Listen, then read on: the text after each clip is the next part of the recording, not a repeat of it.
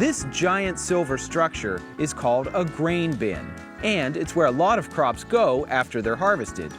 This particular one can hold about 8,000 bushels or 220 tons of corn.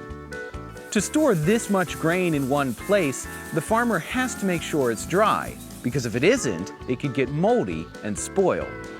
Farmers do their best to harvest grain with moisture below a certain level, and modern combines can even track this data in the field.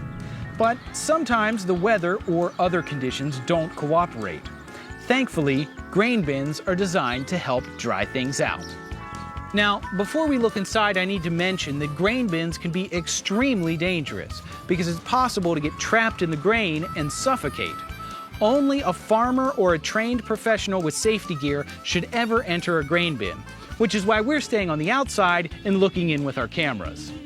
After the farmer fills this bin, a giant fan connected to a heater forces hot air through tiny holes in the floor and up through the grain, drying it out.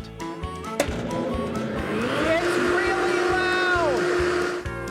Long augers from above stir the grain, helping air to circulate so everything dries evenly. Eventually, the grain reaches a safe moisture level for storage. And when the time comes, the bin is emptied by an auger built into the floor. Once it's empty, the bin is ready for the next harvest, so the farmer can fill it up and dry it out all over again. And that is the way it works.